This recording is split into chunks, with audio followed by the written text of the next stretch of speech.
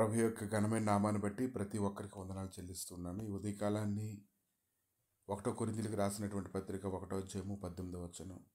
సిలువను గూర్చిన వార్త నశించున్న వారికి వెరితనం గాని రక్షించబడుచున్న మనకు దేవుని శక్తి అయింది. కనుక సిలువను గురించి ఎంతమంది అయితే తెలుసుకుంటారో వారు మిగిలినటువంటి వారి వల్ల ఉండరు, వారు ప్రత్యేకంగా ఉంటారు. అది దేవుడి శక్తి అని తెలుసుకొని ఆయన లోకాన్ని ఎంతగా ప్రేమించాడో, తన అద్వితీయ కుమారునిగా పుట్టిన అనేది విశ్వాసం ఉంచి ప్రతివాడు నశింపక నిత్యజీవం పొందినట్లు ఆయన ఎలా అనుగ్రహించాడో వాడు ఖచ్చితంగా తెలుసుకుంటూ ఉంటాడు. గల్తీలకు రాసినటువంటి పత్రిక అయితే 2వ అధ్యాయం 20వ వచనంలో అపోస్తలుడైన పౌలు అయితే గల్తీలతో మాట్లాడుతూ ఉన్నాడు.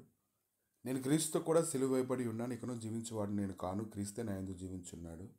నేను ఇప్పుడు శరీరం ముందు జీవించున్న జీవితం నన్ను ప్రేమించి నా కొరకు తను అప్పగించుకున్న దేవుని కుమారుని అందరి విశ్వాసం వల్ల జీవిస్తూ ఉన్నాను. నేను దేవుని కృపను నిరర్థకం చేయను, నీతి ధర్మశాస్త్రం వలనైతే ఆ పక్షం నుండి క్రీస్తు చనిపోయింది నిష్ప్రయోజనం అని చెప్తూ ఉన్నాడు. కనుక అతను సిలువను గురించినటువంటి మర్మాన్ని ఎంతగా తెలుసుకున్నాడో, దానిని తెలుసుకొని ప్రతి భారాన్ని సిలువుగా చుక్కులు పెట్టేటువంటి ప్రతి పాపాన్ని అతను విడిచిపెట్టి విశ్వాసానికి కర్తవ్యం దాన్ని కొనసాగించిన యేసు వైపు చూస్తూ అతను పరిగెడుతూ ఉన్నాడు. ఎందుకంటే పందెంలో ఎటువంటి బహుమానం అయితే సిద్ధపరచబడిందో అతను ఎరగడం వల్ల దానిని పట్టుకోవడానికి అతను పరిగెడుతూ ఉన్నాడు. కనుక సిలువలో ఆయన గురించి మనం ధ్యానించినట్లయితే ఆయన తన ప్రేమని మన కోసం ఆయన చూపిస్తూ ఉన్నాడు. ఇంకా మనం పాపాత్ములమై ఉండగానే ఆయన మన కొరకు చనిపోవడాన్ని మనం చూస్తున్నాం. అతనైతే ఆకారమందు మనుషుడిగా కనబడ్డాడు, కానీ మరణం పొందినంతగా, అంటే సిలువ మరణం పొందినంతగా అతను విధేయత చూపించి తను తగ్గించుకుంటూ ఉన్నాడు. కనుక ఆయనను బట్టే మనం జీవించడానికి, ఆయనను బట్టే మన భారాలన్నీ ఆయన మీద మోపడానికి, ఆయన పొందిన గాయముల చేత మన విడుదలను పొందడానికి, అందుకు ప్రభు అయినటువంటి యేసుక్రీస్తు మత్తయి సువార్త 16:24 అన్నాడు. అప్పుడు యేసు తన శిష్యులను చూసి, ఎవడైనా నన్ను వెంబడింపగోరిని ఎడ్లా తను ఉపేక్షించుకొని తన సిలువను ఎత్తుకొని నన్ను వెంబడించాలి. అతను ఎందుకు అలా చెప్తున్నాడంటే మనం దేవుని ఎంతగా ప్రేమిస్తున్నామో దానిని బట్టి తెలియపరచబడుతూ ఉంటుంది. ప్రతి ఒక్కరూ కూడా ఆయన వెంబడిస్తున్నామని చెప్తూ ఉంటారు, కానీ ఆయన వెంబడించేటువంటి విధానంలోని తమ యొక్క సిలువలన్నింటినీ, బాధలన్నింటినీ, బలహీనతలన్నింటినీ మోయాలి. అవి తీసేస్తే దేవుడిలో మేము నడుస్తామని చెప్పడం కాదు. వాటన్నిటిని మోస్తూ వాటిని జయించగలిగి వాటిలో పరిగెత్తి స్థిరపరచబడేలాగా పరిగెడుతూ ఉండాలి. ఎప్పుడైతే మనం అలా పరిగెడుతూ ఉంటామో, ఎప్పుడైతే మనం దేవుని అలా స్తుతిస్తూ ఉంటామో, ఆయన మనకు ఖచ్చితంగా ప్రేమిస్తున్నామని దాన్ని బట్టి అనేకమంది తెలుసుకుంటూ ఉంటారు. మార్కు సువార్త 15వ అధ్యాయము 32వ వచనంలో, ఇశ్రాయేల్ రాజుకు క్రీస్తు ఇప్పుడు సిలువ మీద నుండి దిగి రావచ్చు, అప్పుడు మనము చూచి నమ్ముతామని ఒకరితో ఒకరు చెప్పుకొని ఆయనతో కూడా సిలువ వేయబడిన వారిను ఆయన నిందించరి. విడతలను రక్షించాడు, తను రక్షించుకుంటూ అపహాస్యం చేస్తూ ఉన్నారు. కానీ ఎరిగినటువంటి వారికి వెరితనం, కానీ ఎరిగిన వారికి దేవుడి శక్తి ఉంది.